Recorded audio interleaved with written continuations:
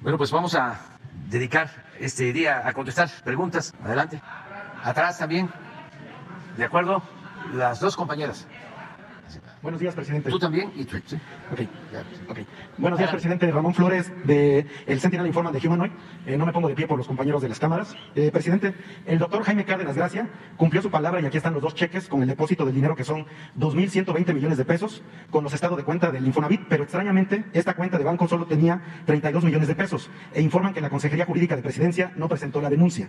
El tema es que el fraude de Terra fue de 5.080 millones de pesos. La Fiscalía no procedió contra ningún exfuncionario ni quienes quienes encubrieron este fraude en el Infonavit, y todas las denuncias de la unidad de inteligencia financiera, la Secretaría de Educación Pública o la auditoría están encubiertas en la Fiscalía General de la República. Presidente, la pregunta es, ¿se van a construir las viviendas para pobres con los más de 2.120 millones de pesos? ¿Y qué va a pasar con los 3.080 millones que faltan por recuperar por la Fiscalía General de la República? Bueno, la información que tengo es que ya el Infonavit está aplicando este programa de apoyo a gente humilde con vivienda. Es dinero de un presunto fraude al Infonavit que se recuperó y que se le entregó al Infonavit para hacer las viviendas a la gente pobre. Ese es el informe que tengo. Si es más el fraude, eso lo va a decidir la Fiscalía. Aquí tengo ahorita los cheques, se yo los te puedo... propongo que pidamos informe hoy tanto a la Consejería Jurídica del Gobierno Federal como a la Fiscalía y también al Infonavit para que nos informe. Ok, también le voy a hacer llegar las pruebas Sí. a Jesús, porque aquí traigo las copias de los cheques.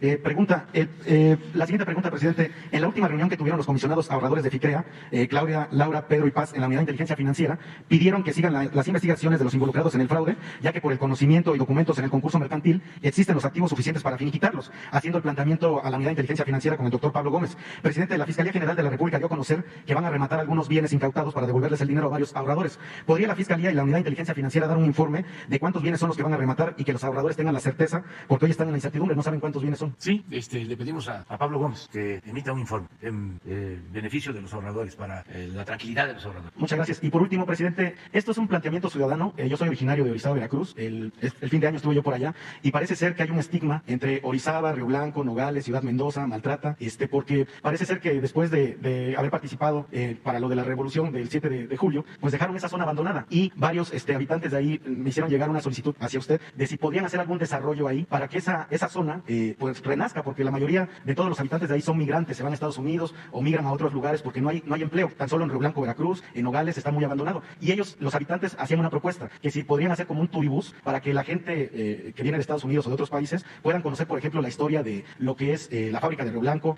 Por ejemplo, en Nogales también hay una zona turística. En Mendoza también puedan conocer la fábrica de Mendoza. O sea, que se pudiera conocer esa historia revolucionaria de esa zona, porque parece ser que ellos fueron castigados durante más de 100 años por haber participado en la revolución, presidente. Sí, pues es una zona histórica por la huelga de Río Blanco y la represión a los trabajadores. Son dos hechos históricos importantísimos, precursores de la Revolución Mexicana, la huelga de Cananea y la huelga de Río Blanco, después, en enero de 2007. Entonces, toda esa zona se dedicaba a la actividad textil, eran empresas textiles manejadas por franceses y españoles. De ahí se originó el conflicto. No solo ahí, sino en todo el estado de Puebla y Veracruz, toda la zona textilera. Hubo una huelga general, un paro general, porque estaban en una mala situación laboral. Los miles de trabajadores de la industria textil, había una sobreexplotación de los trabajadores, 16 horas, salarios muy precarios, obligaban a trabajar a los niños. Las máquinas textileras tenían cajoncitos los niños para poder operar las máquinas, y desde luego no habían prestaciones de ningún tipo. Entonces se declara la huelga y los dueños de las fábricas no aceptan el pliego petitorio, se resiste, y tardó mucho la huelga, mucho. Estaba la situación pues muy difícil porque había hambre por la huelga. En ese entonces Francisco I. Madero le ofreció trabajo a obreros de la zona textilera allá en Coahuila, en su hacienda San Pedro de las Colonias, en Coahuila, y los apoyó. Estamos hablando del 1906, todavía no convocaba a Madero como lo hizo en 1910 a la revolución, pero ya desde entonces Madero demostraba su solidaridad, que a pesar de ser hacendado, de ayudar a los trabajadores. Entonces después vino la represión y hubieron muchos muertos, y a los dirigentes que no asesinaron los enviaron, lo hablábamos hace poco, allá a la Siberia tropical, que era en ese entonces Quintana Roo. Los mandaron presos a Quintana Roo. Entonces sí quedó esa zona estigmatizada desde entonces, y luego no aceptaban los trabajadores, los empresarios textileros, a los sindicatos, y se le estigmatizó como una zona conflictiva, porque los trabajadores pues se organizaban, porque era su derecho en sindicatos, y pues fue perdiendo su importancia productiva. Y en efecto ahora hay abandono y hay mucha migración. Nosotros estamos ahí ayudando con programas de bienestar, pero hace falta más. Qué bien que lo planteas, para tenerlo presente. Todo lo que podamos nosotros ayudar lo vamos a hacer. Sí, le vamos a pedir a Román Meyer que vea qué podemos hacer, porque son pueblos con mucha historia, son santuarios del movimiento revolucionario, que no hay que olvidar. Muy bien, ¿quién sigue? Que tome la palabra al que le toque. Ahí está. Hola, muy buenos días, señor presidente. Pepe Ramírez, del Charro en Vivo, un canal de medios digitales. Presidente, el día de ayer la bancada del PRI presentó en la Cámara de Diputados una propia propuesta de la reforma eléctrica. En este caso se puede interpretar como en esta reforma se trataron varios cambios que se pueden interpretar como las exigencias por parte del PRI para que se apruebe la reforma que usted mandó. En esta propuesta que se presenta por parte del PRI hay varias coincidencias con la que usted está impulsando. En este caso se considera que la reforma eléctrica, pues la Comisión Federal de Electricidad tiene que permanecer como una empresa productiva. La nación mantiene el control del sistema eléctrico que podría adquirir electricidad del sector privado, y la transición de la energía pues debe también ser realizado por parte de la nación. También se plantea, presidente, que se nacionalice el litio y que en este caso pues no se genere ninguna concesión. Sin embargo, presidente, posteriormente a esta presentación de esta reforma, el PRI pues decide echar abajo la presentación de la misma, y después salen una conferencia conjunta con los representantes del PRI, el PAN y el PRD, y en este caso pues ya plantean que no se va a hacer una aprobación de esta reforma. En este caso, presidente, principalmente, pues ya podemos ver cómo se van a estar manejando las cosas en la Cámara de Diputados, y en este caso, que es primordial para el desarrollo de nuestro país, pues nos damos cuenta, pues las presiones que también van a existir por parte de estos líderes de los partidos para que no pueda ver la luz la reforma eléctrica. En este caso, presidente, ¿cuál es su postura y qué mensaje le daría a los diputados de la oposición que ven con buenos ojos esta reforma que está presentando, pero que lamentablemente por presiones partidistas pues están viendo obligados a desecharla desde un inicio? Esa como primera pregunta, presidente. Pues que se rebelen y que se pongan del lado del pueblo para que sean auténticos representantes populares. Va a ser una vergüenza el que se ponga del lado de las empresas extranjeras, que recuerden lo que decía el general Cárdenas: quien entrega los recursos naturales del país a extranjeros es traidor a la patria. Tienen la oportunidad de defender el interés público. Está de por medio la economía popular. Si no se aprueba esa reforma, pues van a seguir medrando las empresas particulares, sobre todo extranjeras. Y miren lo que está sucediendo en Europa. Ayer lo hablábamos, en España. Esas empresas particulares,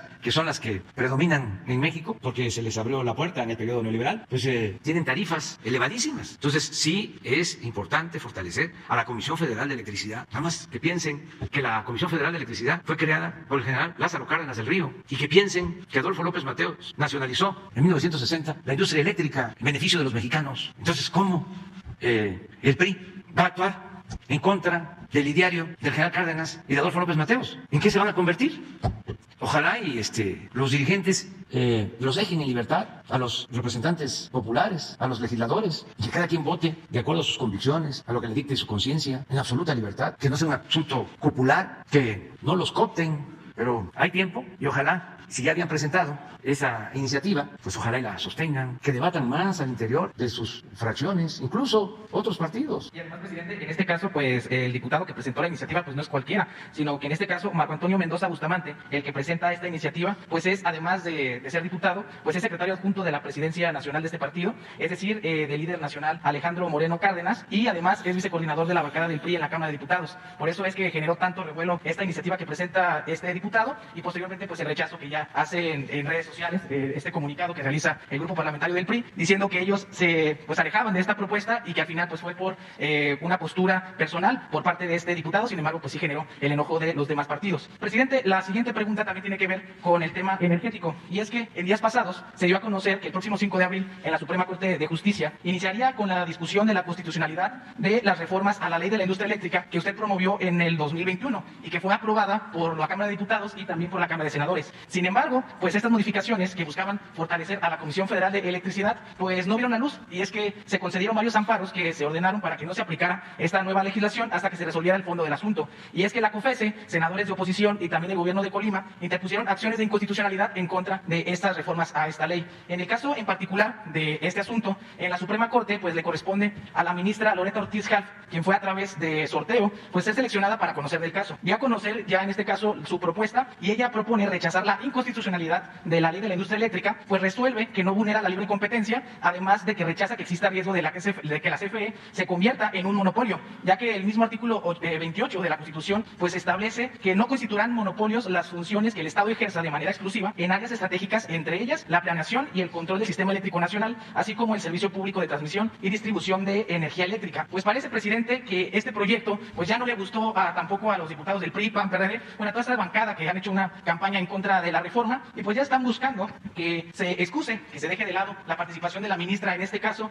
ya que argumentan que hay un conflicto de interés porque la ministra fue diputada federal del 2012 al 2015 por parte del PT y votó en contra de la reforma eléctrica que se avaló por el gobierno de Enrique Peña Nieto. Estos que están, esta situación que están impulsando pues no tiene ninguna base.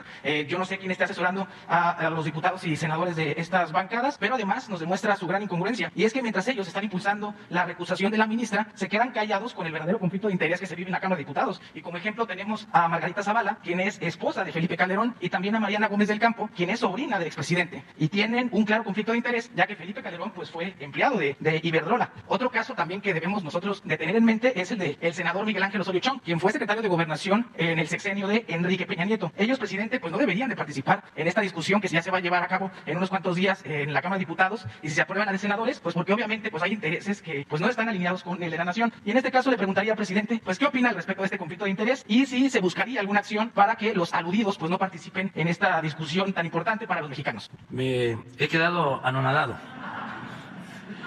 ¿De qué medio eres tú? ¿Cómo? El Charro en Vivo, de redes sociales. Sí, y eres periodista. Sí, abogado de la Universidad de Guadalajara. ¿Mande? Soy abogado de la Universidad de Guadalajara y pues también soy conductor del canal, del Charro en Vivo. ¿Y qué edad tienes? Tengo 27. Pues felicidades. Muchas Coincido gracias, contigo. Ya no voy a contestar más. Y hay que esperar a que la Corte resuelva, y sobre lo de conflictos de intereses, lo mismo, tanto en el Poder Legislativo como en el Poder Judicial. Pero me gustó mucho la formulación de tu planteamiento y coincido contigo. Es una pregunta, pero al mismo tiempo pues es una reflexión, un análisis de este tema tan importante que va a resolverse en estos días, tanto en la Suprema Corte como en la Cámara de Diputados y de Senadores. Es qué vamos a hacer los mexicanos frente a la estrategia que se inició en el periodo neoliberal para destruir a la Comisión Federal de Electricidad. Si vamos a continuar con la misma estrategia para que todo el mercado eléctrico sea manejado por empresas, sobre todo extranjeras, o fortalecemos a la Comisión Federal de Electricidad para garantizar este servicio sin fines de lucro, para que las familias tengan acceso a tarifas justas y que puedan tener luz. Que no nos pase, repito, lo de España.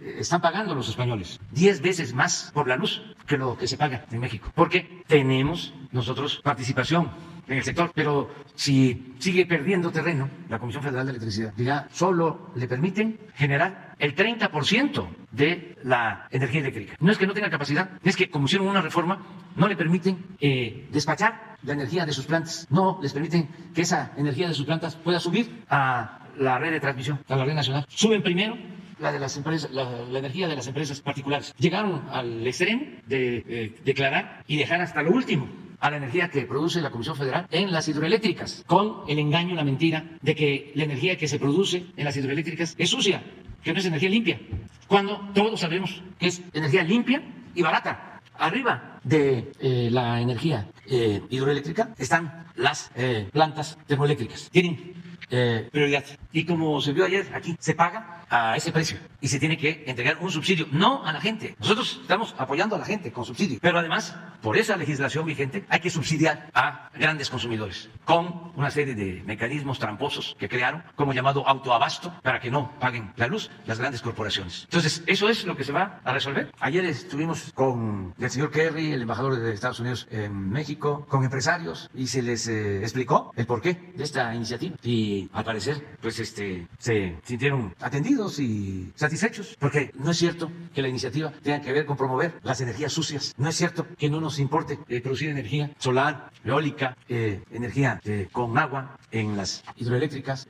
Estamos haciendo un gran esfuerzo porque ya no vamos a crear ninguna planta porque produzca energía con carbón. Tenemos 3 plantas carboníferas, 2 en Coahuila, 1 en Guerrero, y están trabajando al 50% de su capacidad, y eso las tenemos trabajando porque mucha gente de Coahuila vive de la extracción del carbón y se les está ayudando. Pero en comparación con lo que se produce de energía con carbón en China, en Estados Unidos, es nada. a ver si te dan el documento que se dio a conocer ayer, porque quiero que observen cuánto significa la producción de energía con carbón en México con relación a lo que utilizan de carbón en China para generar energía eléctrica y en Estados Unidos. Nosotros estamos haciendo el compromiso de no crear plantas de carbón. Otra de las cosas que es importantísimo, estamos invirtiendo como nunca para no producir combustóleo. Estamos invirtiendo en 2 plantas coquizadoras y es probable que se invierta en una más para no producir combustóleo. ¿Esto qué significa? No producir contaminantes, dióxido de carbono a la atmósfera. Y estamos también echando a andar un proyecto de modernización de las hidroeléctricas. Tenemos ya en marcha un parque solar que va a ser el más grande de América Latina en producción de energía, en Puerto Peñasco, Sonora. Entonces todo esto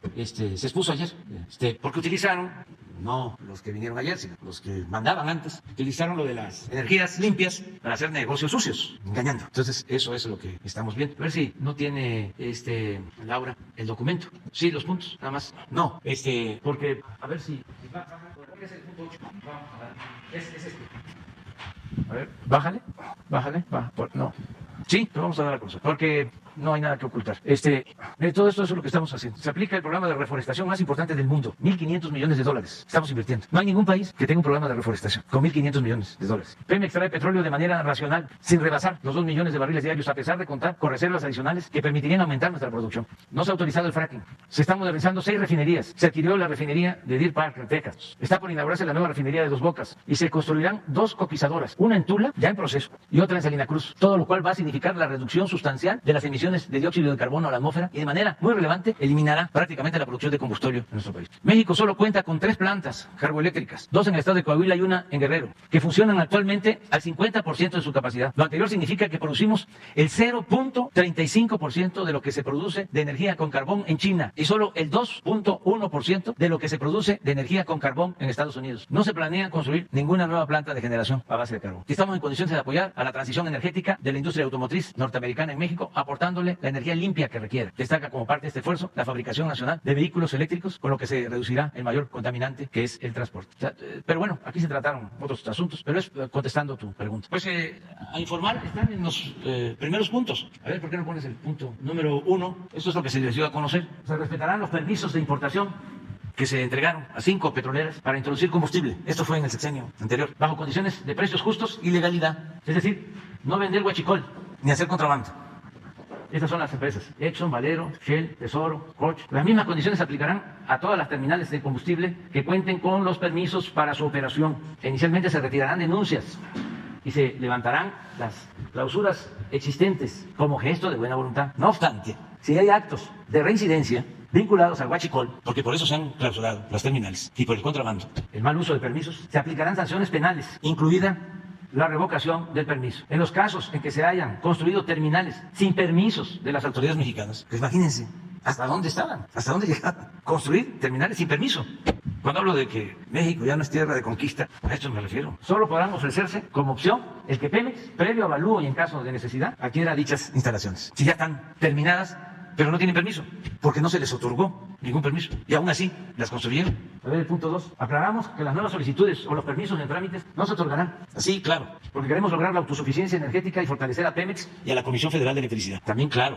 Es decir, tendrán prioridad las empresas públicas por el bien del pueblo y de la nación. A ver, el 3. Pedimos a las empresas petroleras de Estados Unidos que tienen contratos para extraer petróleo y gas de México que inviertan, pues con la reforma energética del sexenio anterior, se otorgaron 112 concesiones para exploración y extracción de petróleo y solo están invirtiendo 2 empresas y ninguna de Estados Unidos. Es decir, ahí se pone el nombre de las empresas que tienen concesiones. Sin embargo, se añade que aún así no se han revocado contratos y se han otorgado las prórrogas solicitadas. 4. Que el yacimiento Sama, que es un yacimiento importante, compartido por Pemex y Talos, inicie sus operaciones. Talos es una empresa estadounidense y es un yacimiento conjunto. A Talos y a 2 empresas más en el sexenio anterior les otorgaron la concesión para explotar un yacimiento que también tiene Pemex, un yacimiento compartido. Se le pide a Talos que inicie sus operaciones de exploración y perforación de acuerdo con la definición que ya se tiene por parte de las autoridades mexicanas. Ya se aprobó por el Consejo de Administración de Pemex, pero además ya existe la concesión y se está respetando. Esto nosotros no lo hubiésemos hecho, porque esto significa el modelo de compartir utilidades.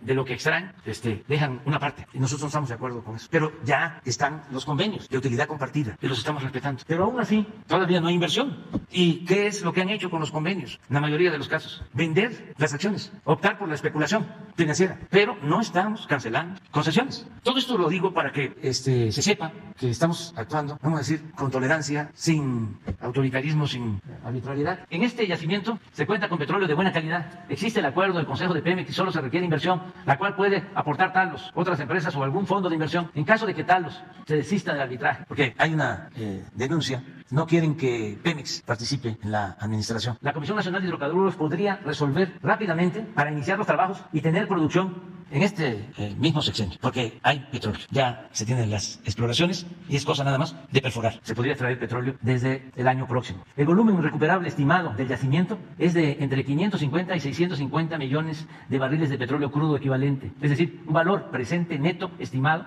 en 4.835 millones de dólares, después de impuestos, con una tasa interna de retorno del 49.6%. Sigue. Bueno, ya no lo vas a seguir leyendo, ¿no? Ustedes. Vamos a seguir. En materia de generación de energía eléctrica, tenemos propuesto un sistema mixto en el cual la Comisión Federal genere el 54% de la electricidad, del sector privado el 46% restante. El 46% del mercado eléctrico mexicano representa un volumen de generación superior al de todos los países de América Latina, con excepción de Brasil. Solo el 46%. ¿Dónde está la estatización? Si estamos compartiendo el mercado. 46% es más que toda la energía que se consume en Argentina. Y en ese porcentaje se incorporará toda la inversión en generación de las empresas privadas. O sea, es muchísimo. El crecimiento de la demanda estimada es de cuando menos 4% anual. Tienen el 46%, pero año con año hay un crecimiento del 4% de demanda, lo que duplicaría los ingresos potenciales para el sector privado en menos de 20 años. No se consideraría en este 46% a la generación de electricidad que se haya logrado con vehículos ilegales o no debidamente autorizados, de acuerdo con la sentencia del Pleno de la Suprema Corte de Justicia de la Nación del 25 de abril del 2002, así como de diversas observaciones de la Auditoría Superior de la Federación. No se trata de una iniciativa estatista ni expropiatoria. ¿Por qué hablamos de esto de la resolución de la Corte? Porque están cancelados los llamados contratos de autoabasto, están declarados ilegales y no podemos violar nuestras leyes.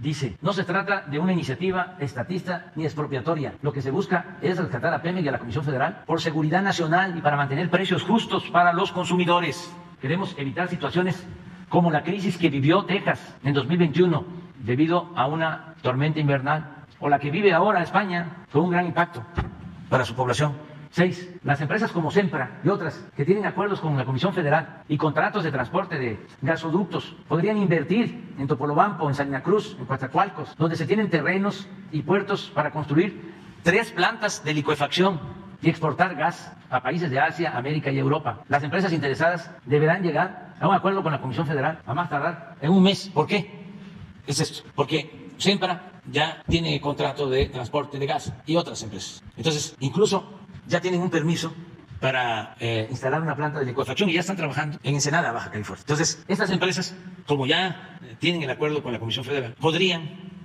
ampliar esos contratos, que implicaría destinar gas que tiene la Comisión Federal en demasía, porque en el sexenio anterior, ya lo hemos dicho, se engañó de que iban a construir 16 termoeléctricas y que para eso necesitaban comprar gas. No construyeron las termoeléctricas, pero sí compraron el gas. Y ahora tenemos en la Comisión Federal gas excedente que se está revendiendo, se está perdiendo dinero del erario, dinero del pueblo. Entonces, el planteamiento es, si ese gas se procesa en estas plantas de licuefacción, que lo que hacen es congelar el gas para transportarlo, llevarlo a Europa o a cualquier parte y regasificarlo y volverlo a meter a los ductos. Hay condiciones en Topolobampo para poner una planta, en Salina Cruz, todo esto para Asia, y en Coatzacoalcos para América y Europa. Ahora que es el conflicto en Europa por el desabasto de gas o el aumento en el precio del gas, ¿cómo se ayuda a Europa? ¿Cómo se lleva gas a Europa si no se tienen las plantas de licuefacción? En Estados Unidos solo hay 6 y estas están en el Atlántico, en el Golfo. En el Pacífico no hay ni una sola. Entonces, no hay infraestructura suficiente. Por eso, pues el papel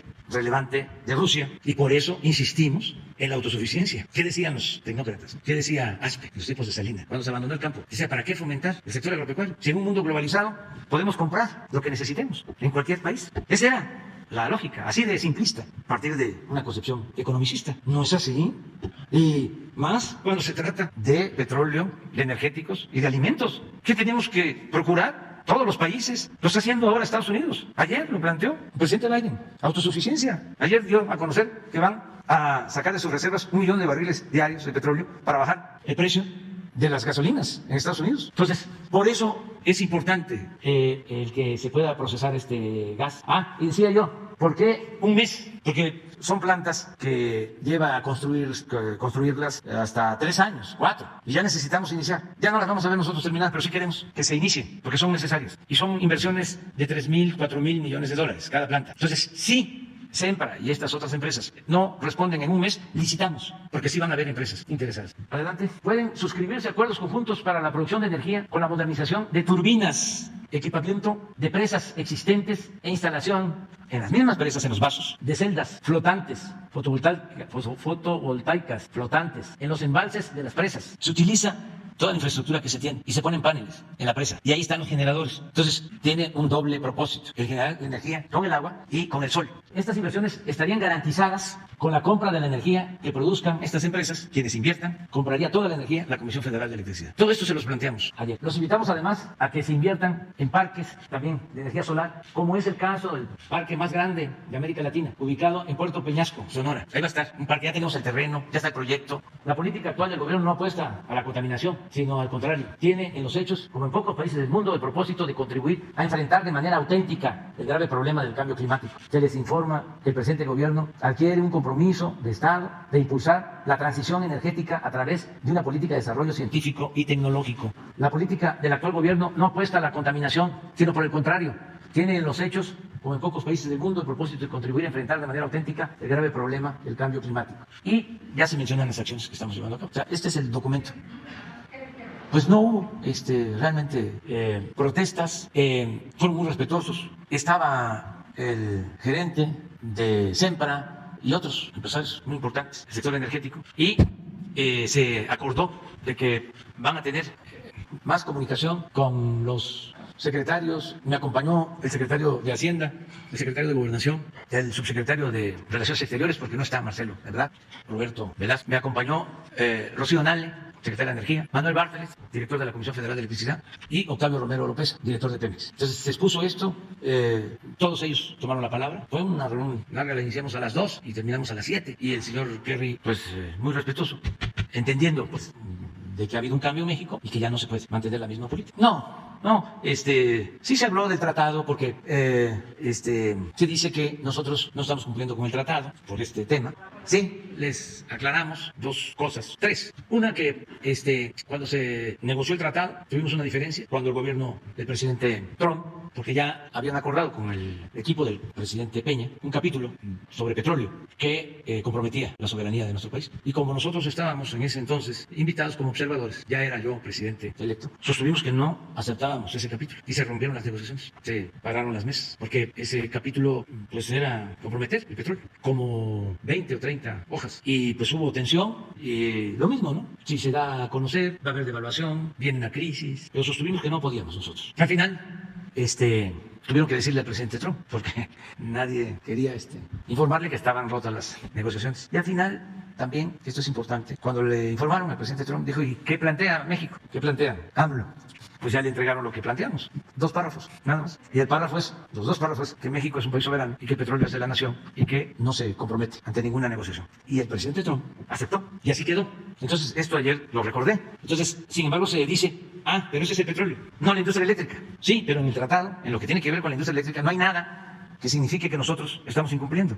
Nada. Y lo tercero es que recordé que en el tratado nos comprometemos los gobiernos, los 3 gobiernos, Canadá, Estados Unidos y México, a no permitir la corrupción. Y nosotros no podemos suscribir nada que signifique corrupción. Por ejemplo, los contratos de autoabasto. Si la Suprema Corte los ha declarado ilegal, ¿cómo los vamos nosotros a aceptar? Eso es corrupción. Y eso también está en el tratado. Y hay cosas que pues tienen que ver con los principios. Y hay un principio básico, que es el de la defensa de nuestra soberanía. Si perdemos nuestros derechos soberanos, pues ¿qué vamos a hacer? Ahora sí que como la canción de Silvio, qué cosa fuera, ¿no? La masa sin cantera. ¿Es de Silvio? Sí, preciosa. Bueno, ¿quién sigue? Allá atrás, las 2 compañeras.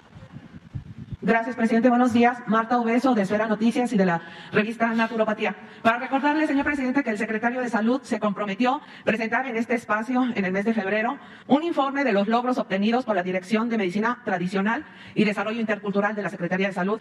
Esto en respuesta a una denuncia que se hiciera a través de estos medios, Esfera Noticias y Naturopatía, por representantes de las comunidades indígenas y defensores del conocimiento ancestral. Con este informe se pretende que usted considere la solicitud que le hicieran los abuelos como como el abuelo Santiago Ortela y la propia Confederación Mundial de Medicina Integrativa Tradicional y Educación en Salud, desde el principio de su administración, en donde le solicitan la urgente necesidad de cambiar al titular de esta dirección, quien fue nombrado durante la administración de Vicente Fox y que a lo largo de 20 años pues no ha sido más que una simulación en el cumplimiento de los objetivos para lo que fue creada esta dirección. Y quisiera preguntarle, señor presidente, ¿ya tiene usted este informe? Mira, te propongo que el martes, que es el informe de salud, escuchemos el reporte sobre este tema del doctor Jorge Alcocer. Bueno, te invitamos para que estés aquí el martes. Ok, aquí estoy el martes y aprovechando que va a venir el secretario de Salud, a ver si le pudiéramos pedir también que nos informe sobre la situación que vive don Anastasio Vázquez Lucas. Él es huesero, sobador, médico tradicional, otomí, ñañú, de 84 años de edad, quien labora en la clínica de salud de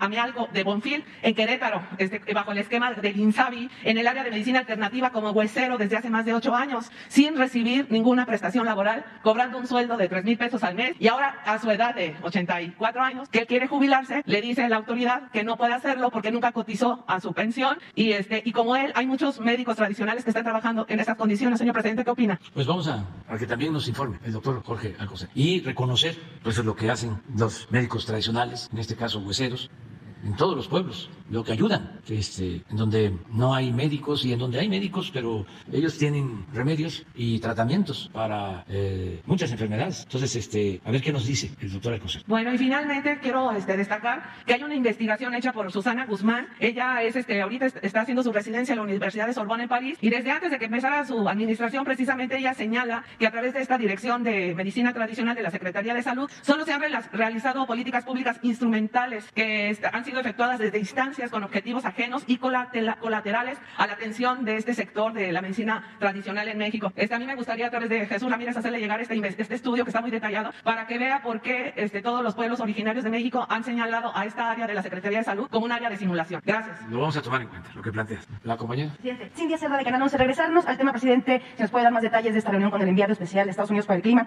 Sí, específicamente en el tema de la reforma eléctrica que usted impulsa, dijo que buscaban asegurarse de que esta reforma reflejara la mejor forma de avanzar. En este sentido, presidente, ¿qué observaciones tuvo el equipo de Estados Unidos hacia esta reforma que usted impulsa? ¿Si hubo alguna recomendación o algún cambio que les hayan planteado como inquietud? Bueno, en la plática nos comprometimos, y se va a hacer el día de hoy, a entregarles copia de la iniciativa, porque se contempla en la iniciativa lo de la transición energética. Nada más que no se le ha dado importancia a este apartado de la iniciativa. Toda la campaña en contra se ha desarrollado a partir de que nosotros queremos mantener plantas que producen energía sucia y que no estamos aceptando la nueva realidad de que vamos hacia las energías limpias, o que le estamos limitando la posibilidad de crecimiento a las energías limpias. Todo eso es falso. Lo que hay detrás de ese planteamiento es que quieren mantener sus negocios sucios, y entonces tratan de engañar con eso. Como lo explicamos ayer y como insistimos, pues acordamos en entregar la iniciativa para que la conozcan a fondo. Y hubo también algo que me llamó la atención, porque se dijo, y luego lo vi publicado, creo que en el Reforma o algún periódico, que vinieron a jalarnos las orejas y que nos impusieron el que se acepte la participación de un grupo del gobierno de Estados Unidos para que revise todo lo relacionado con nuestra iniciativa. Pues eso, como es lógico, nosotros no podríamos aceptarlo, ni de Estados Unidos, ni de Canadá, ni de China, ni de Rusia. Y sí hubo un planteamiento de que se mantuviese la comunicación sobre el tema y que participara un grupo, pero ellos plantearon eso. Y yo me quedé callado, no se aceptó. A lo mejor ellos pensaban de que eso iba a ser aceptado y alguien se adelantó a decir de que nosotros íbamos a aceptar que un grupo pues casi vigilara nuestra actuación. En todo caso, el grupo de revisión sería externo, no tendría ningún involucramiento con la reforma que usted plantea. No es que no aceptamos, esa es una decisión de nosotros. Tenemos muy buenas relaciones con el gobierno de Estados Unidos, han sido muy respetuosos de nuestra soberanía, pero eso no podría aceptarse. Es como si yo voy a Estados Unidos y le propongo al presidente Biden de que reduzca el precio de las gasolinas por decreto en Estados Unidos. Con razón me diría, ¿y tú qué te metes? Deja de estar de salamero. Hablando de eso, me gustó mucho lo de ayer del presidente Biden. Hay un contenido, fíjense, también para enseñanza de los tecnócratas conservadores de nuestro país. Miren lo que puso el presidente Biden. Te mandé sí está, ya traducido. La industria del petróleo y el gas tiene cerca de 9,000 permisos sin usar para perforar en tierras federales. Eso es en Estados Unidos. Estoy pidiendo una política de úsalo o piérdelo. El Congreso debería hacer que las empresas paguen tarifas por pozos inactivos en arrendamientos federales y por tierras públicas que están acaparando sin producir. Está muy radical el presidente Biden. Pero tiene razón. ¿Cómo se entregan contratos? Y en vez de invertir y producir, se utilizan los contratos para especular. Eso pasaba antes con las concesiones mineras en México. Entregaban concesiones y como no pagaban impuestos, pagaban un derecho mínimo, se dedicaban con los títulos de concesión a especular. Por eso entregaron 120 millones de hectáreas, el 60% del territorio nacional. Pero como ahora ya hay un impuesto para la explotación minera, pues ya no pueden especular. Y además no estamos dando ya más concesiones, porque ¿para qué más?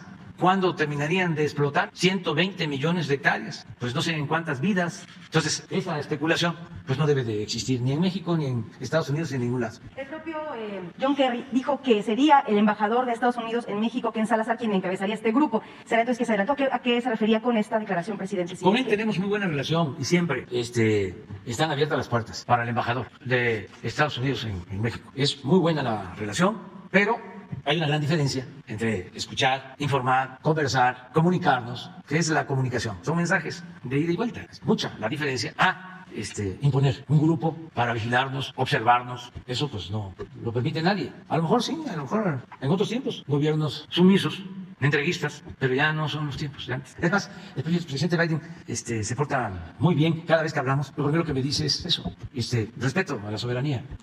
Siempre, ni patio trasero, ni patio delantero, ni nada de eso. ¿La reforma se queda como está o hubo alguna idea, una sugerencia? Se queda como está porque incluye lo que ellos tienen como preocupación, lo de la transición energética. Por eso les vamos a enviar la iniciativa, para que la conozcan bien. Gracias, presidente. Brevemente, en otro tema, ayer usted envió la iniciativa al Congreso de la Cámara de Diputados para la creación de un centro para identificación de cuerpos, búsqueda de personas desaparecidas. Si nos pudiera hablar de este tema. Pues envió esa iniciativa al Congreso para crear estos centros de identificación de personas desaparecidas con toda la tecnología, con todo el avance científico. Es algo que va a ayudar mucho en la búsqueda de desaparecidos. Es una iniciativa que preparó la Subsecretaría de Gobernación, el área de Alejandro Encinas, de Carla, que trabajan todos los días en la búsqueda de desaparecidos. Presidente, y ya nada más para terminar, la COFEPRIS, si nos puede aclarar que si es cierto que la COFEPRIS ya desde inicios de marzo había autorizado el uso de la vacuna para niños de 5 a 11 años de edad, ¿se va a anunciar próximamente o cómo quedó esta autorización para la vacuna Pfizer? El martes, si les parece, para tener con exactitud la información. Luego tú, para que a ver que nos, las dos, para que se vea lo de la huelga. Gracias, presidente. Buenos días. Judith Sánchez Reyes, corresponsal de Imagen del Golfo de Veracruz. Bueno, regresando nuevamente a lo de la reunión ayer con el señor John Kerry, platicaron acerca de estas declaraciones que hizo hace unos días la representante comercial de Estados Unidos sobre que se analizaría pues acciones contra México en caso de que no se protegiera a las empresas norteamericanas y se impactara el medio ambiente. No se trató nada de eso. No salió a colación. No. Y quiero comentarles que fue muy respetuosa la reunión. Todos los representantes de las empresas fueron respetuosos. No hubo quejas airadas de maltrato, en ningún caso. El representante de Sempra, que es una empresa fuerte, es de las empresas del sector energético más importante de Estados Unidos, vino a agradecernos porque lo hemos atendido. Hasta lo comenté. Cuando fui la primera vez a la Casa Blanca, estaba el presidente Trump. Al término de todos los encuentros que tuvimos, hubo una cena. Participaron empresarios estadounidenses y empresarios mexicanos. Y ahí estaba el señor que vino ayer, en esa cena. Eso se paró porque hubo preguntas, hubo un diálogo. Y planteó de que no se le otorgaba el permiso para una planta de licuefacción, precisamente, en Ensenada. Entonces, dijimos que lo íbamos a ver. Y se hizo una consulta en Ensenada, lo que no se hizo en otros casos. Se le preguntó a la gente si estaba de acuerdo, porque no íbamos nosotros a dar un permiso sin tomar en cuenta la opinión de la gente de Ensenada. Se hizo una consulta, se votó, y la gente aceptó que se instalara la planta. Y se les dio el permiso.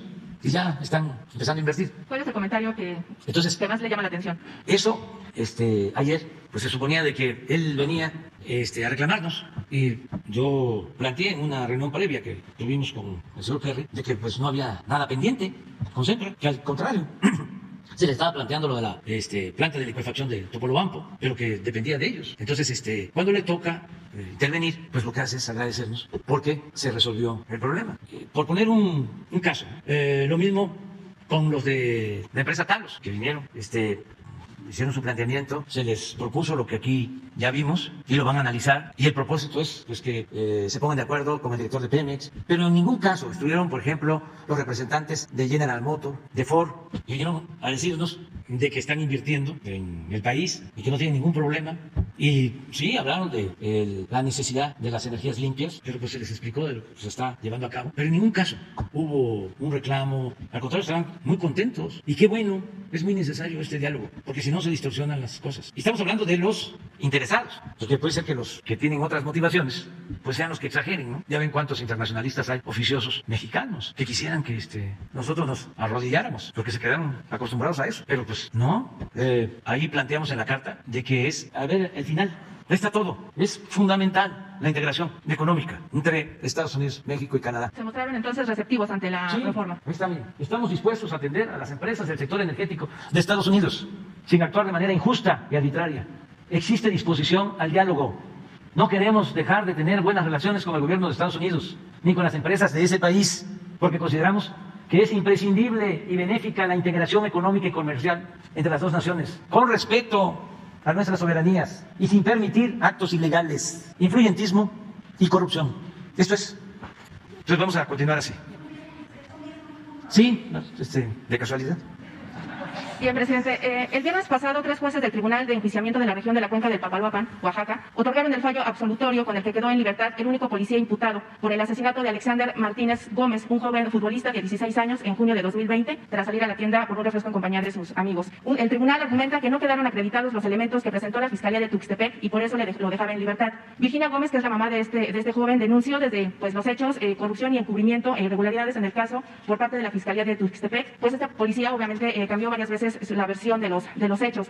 Quiero comentarle también que esta resolución se da a pesar de que hubo pruebas contundentes de la participación de esta policía municipal, al igual que otros 4 efectivos. Incluso la Defensoría de Derechos Humanos de Oaxaca concluyó que el asesinato de Alexander había sido una ejecución sumaria y extrajudicial.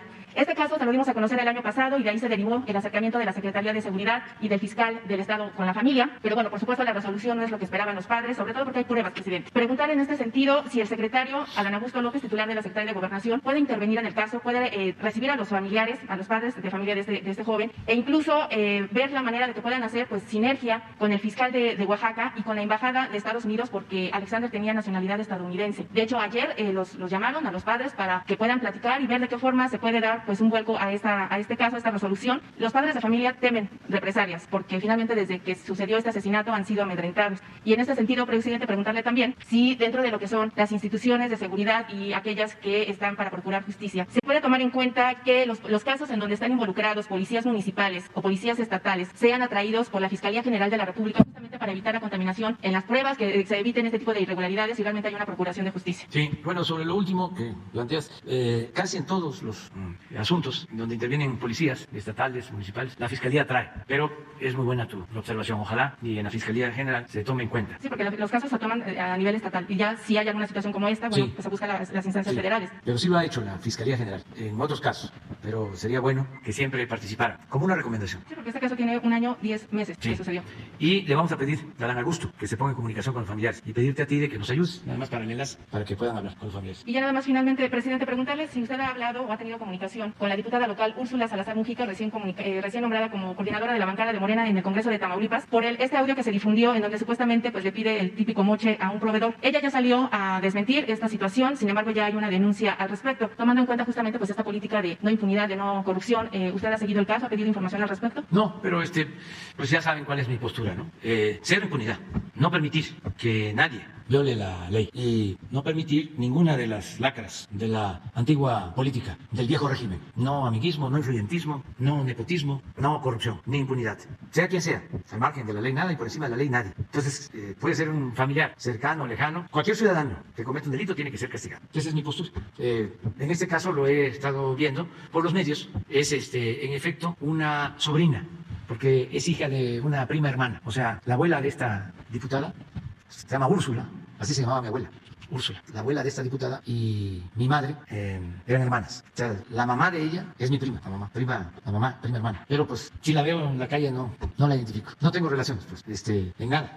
Seguramente tengo fotos con ella, eso sí, por mis giras a Tamaulipas y demás, pero no hay ninguna relación. Y además, pues ni se le puede juzgar sumariamente, no puede haber juicio sumario, o sea, se tiene que probar primero. Y segundo, no debe haber impunidad para nadie. Es un poco lo de José Ramón, lo de Loret y de todos estos mafiosos queriendo engañar, confundir, porque José Ramón, que tiene 40 años, se casa, se une, su esposa trabajaba en Houston, se van allá a vivir, rentan una casa y hacen el gran reportaje, porque la casa es como las que usan los fifís, que tiene una alberca, pues una casa rentada. Ah, pero ¿qué le añaden? De que el dueño de la casa trabajaba en una empresa petrolera a la cual nosotros le dimos contratos en exceso. Luego entonces hay conflicto de intereses. Pues ni conozco la empresa petrolera, ni nunca doy instrucciones para que se le dé preferencia a alguien. No soy corrupto. Entonces Loret piensa que yo soy como él, como Claudio X González, como toda esta gente deshonesta, inmoral, y quieren enlodarnos. Pero van saliendo las cosas, ¿no? Para ser opositor se necesita tener autoridad moral. Un corrupto está muy difícil que puede enfrentarse a un gobierno. Lo hacen polvo. Yo he aguantado, he resistido porque tengo un escudo, que es mi honestidad, que es lo que estimo más importante en mi vida. Y por eso he salido muchas veces, como ser poeta, de la calumnia ileso. Y vaya, que se han lanzado fuerte. Y no han podido. Además, tengo mi tribunal, que es mi conciencia, que es el que más me importa. Casi me confieso todos los días con mi tribunal. Cuando se tiene la conciencia tranquila, se puede ser muy feliz y enfrentar cualquier adversidad. Entonces, como un corrupto, porque eso es ya el colmo del cinismo, se quiere situar como juez. Ahora estoy esperando que responda dónde están los 13 departamentos que tiene y dónde está ubicado su departamento en Estados Unidos y quién pompó. Y no voy a dejar pasar nada de esto. Y no es por rencor. Es que es una muy buena oportunidad para aclarar paradas, para hacer públicos. Son temas importantísimos. Hay que decir, no, hombre, ya. No, esto es lo que nos va a permitir ir purificando la vida pública. Porque antes estos corruptos no perdían ni siquiera su respetabilidad. Y mucha gente pensaban que eran personas honestas, consecuentes, periodistas, objetivos, profesionales, independientes. No, son personas que se dedican a proteger intereses. Y ese es su modus operandi. Y ganan mucho dinero por eso. ¿Qué tiene que ver con los periodistas? Que tienen convicción, que tienen principios, que tienen ideales. ¿Qué tiene que ver con Sarco, con Daniel Cabrera, con los hermanos Flores Magón? Incluso con Julio Scherrer, con Miguel Ángel Granados Chapa y con muchos más. Nada, nada, absolutamente. Y hay que seguir ventilando cualquier asunto de corrupción. Trátese de quien se trate. Nada más. Pensemos que nada ha dañado más a México que la deshonestidad. Nada ha dañado más a México que la corrupción política. No olvidemos eso. Es el principal problema. La causa principal de la pobreza, de la desigualdad, de la violencia, la corrupción política. Por eso la decadencia de México. Entonces, tenemos que desterrar la corrupción del país. Cero tolerancia. No dejar pasar nada. Estigmatizar a los corruptos. Porque de ahí va a venir la renovación de la vida pública. Nada de que le ha ido muy bien, es muy hábil, se coló, es vivo. ¿Cómo ha progresado? Ya no vive en la colonia en donde nació, ya vive en Las Lomas, ya vive en el Pedregal, ya tiene departamento en Miami, en París, en Madrid, ya no viaja en avión de línea, tiene su avión o renta avión privado y helicóptero privado. No, que eso se destierre, desaparezca. Además, todo eso hecho al amparo del poder público, a costillas del erario, robándose dinero del pueblo, dinero de todos. Entonces ese es un buen tema. Antes, decía yo, pues hasta se usaba de ejemplo. En algunos casos se le decía a los hijos, estudia para que cuando seas grande seas como don fulano, un reverendo ladrón. Era lo más normal. Y en política, acuérdense de lo que decía la Santos Tado, Gonzalo N. Santos. La moral, decía, es un árbol que da moras y que vale para, eso ya no lo puedo decir, o sirve para. Y acuérdense el dicho de que el que no tranza no avanza. Y acuérdense lo que decía otro político pobre, pobre político. Y otros, ¿no? Haiga sido como haiga sido. Ya me voy. Dios.